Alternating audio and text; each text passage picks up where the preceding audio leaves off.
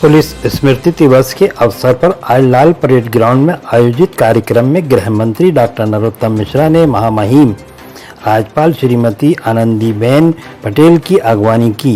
उन्होंने महामहिम के साथ परेड की सलामी भी ली।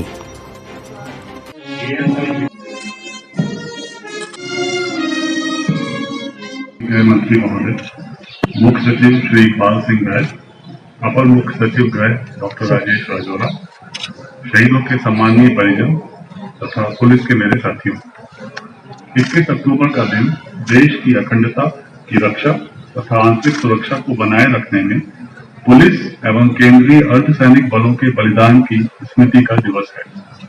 यह हमारे शहीदों की कर्तव्यपरायणता एवं शहादत को चिर स्मरणीय बनाने का दिन है। 21 अक्टूबर 1959 को 16,000 फीट की ऊंचाई पर लद्दाख के हॉट स्प्रिंग में सीआरपीएफ के जवानों की एक टुकड़ी सब इंस्पेक्टर करम सिंह के नेतृत्व में गश्त कर रही थी। उस समय चीनी सेना के साथ मुठभेड़ में CRPF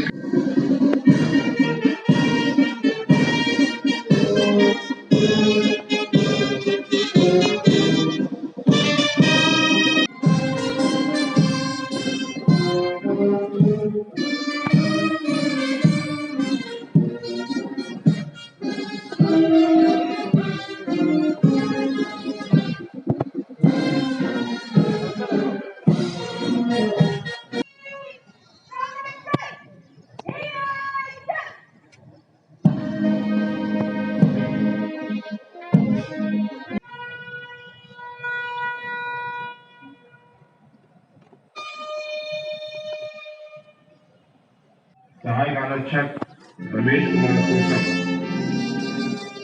Haryana. Constable Ravinder Singh, SPO Kaptan Singh, Jharkhand. ASI ASI Ganga Soren, constable Ranjan Kumar Kharko, constable Akhilesh Ram, constable Lakhendra Munda, home guard Yamuna Prasad, home guard फकीर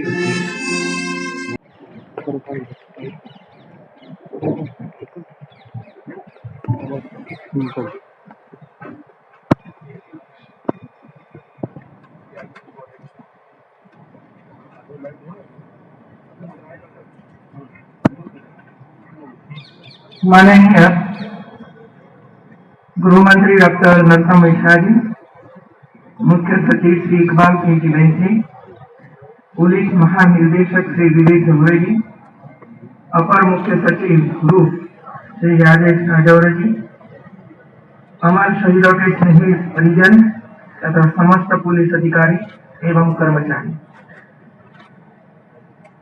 पुलिस स्मृति दिवस के अवसर पर मैं देश एवं प्रदेश के सभी शहीद पुलिस अधिकारियों और जवानों को श्रद्धांजलि अर्पित करती हूँ, जो अपने कर्तव्य का निर्वहन करते हुए वीर गति को प्राप्त हुए। इस वर्ष प्रदेश और देश में कई पुलिस जवानों ने अपनी आहुति दी है।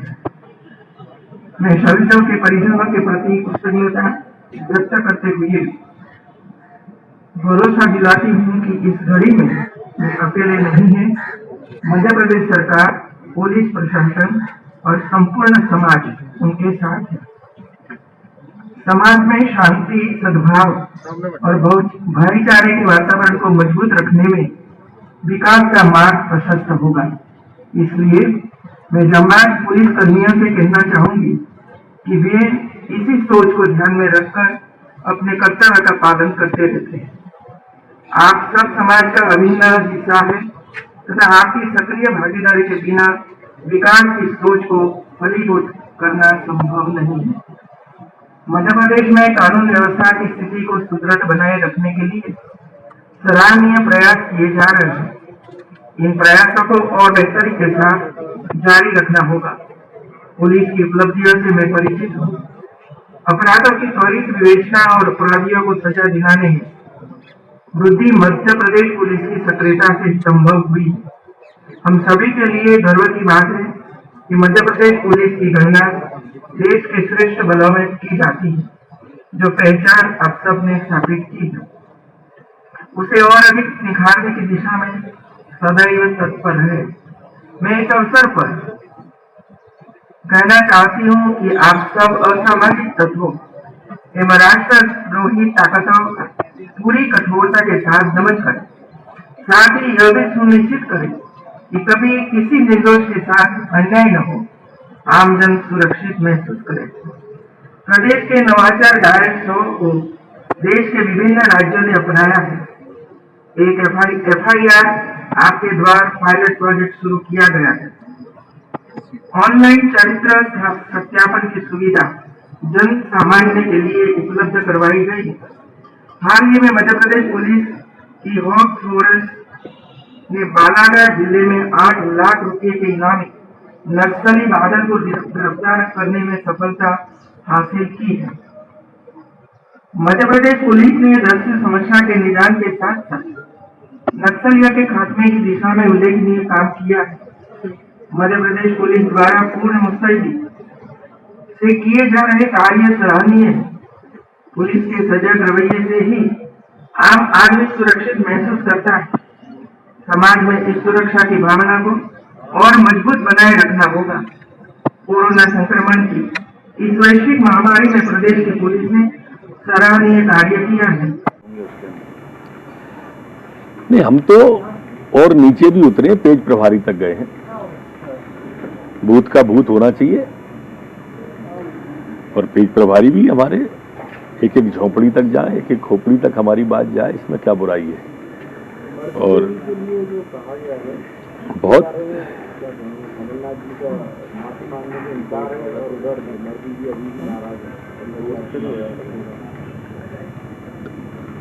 देखिए, नवदुर्गों के इस पावन पर्व पर नारी शक्ति का अपमान मुझे नहीं लगता ग्वालियर चंबल की जनता सहन करेगी।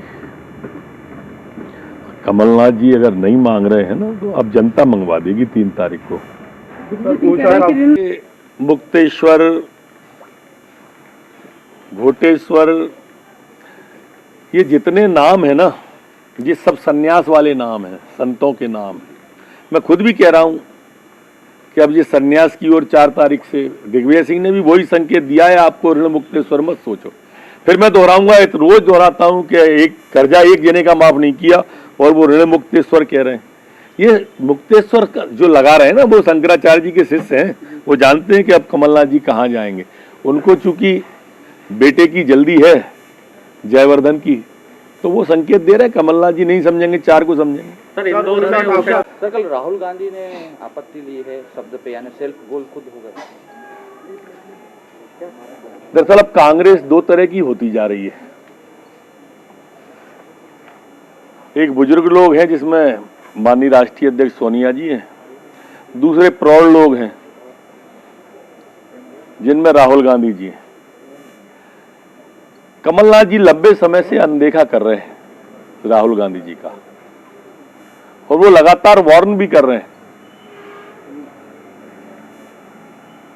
पर शायद उम्र हावी हो रही होगी इसलिए ये समझ नहीं पा रहे। उन्होंने इनसे, राहुल गांधी जी से झूठ बुलवा दिया कि 10 दिन में 2 लाख का कर्जा किसान का माफ करेंगे, और नहीं किया। फिर मुख्यमंत्री भी नहीं बदल पाए वो, 1 2 ऐसे करके 10 तक गिनती नहीं रहे।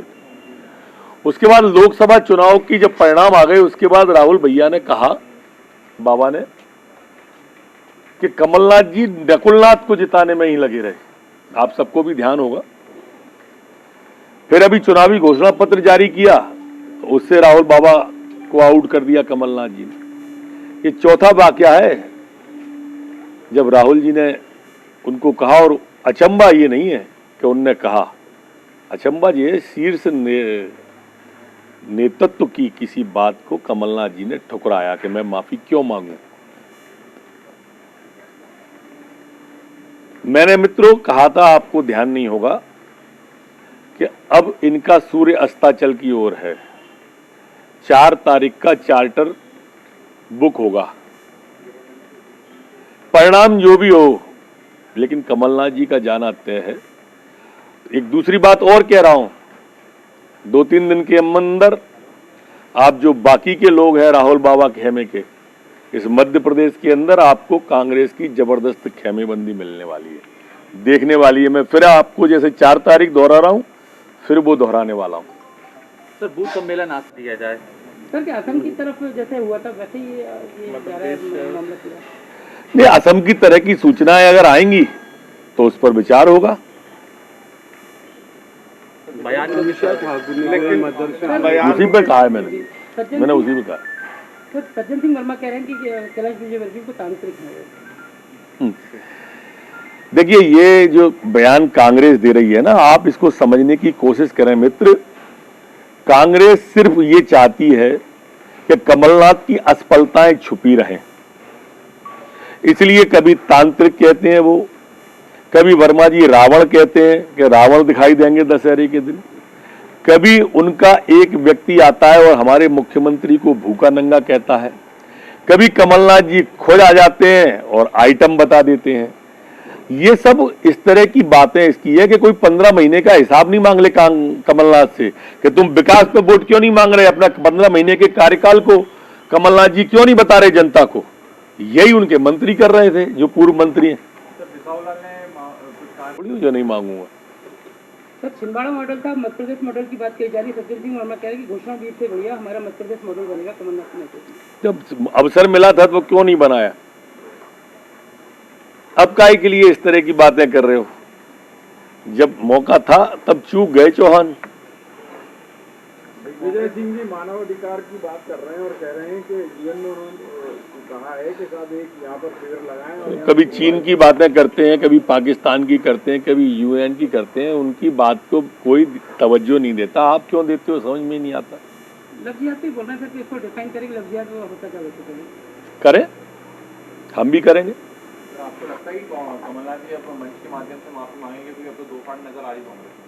अब वो कुछ भी कर ले, शीर्ष नेतृत्व के कहने से नहीं मांगा। मैं बता रहा हूं आपको, 3-4 दिन प्रतीक्षा करो। कांग्रेस के लोग समझ गए हैं कि अब ये जाएंगे, इसलिए अब प्रतिस्पर्धा होगी। वहां तो वैसे भी किसको फिक्र थी कि कबीले का क्या होगा, सब इस पर लड़ेंगे कि सरदार कौन हो।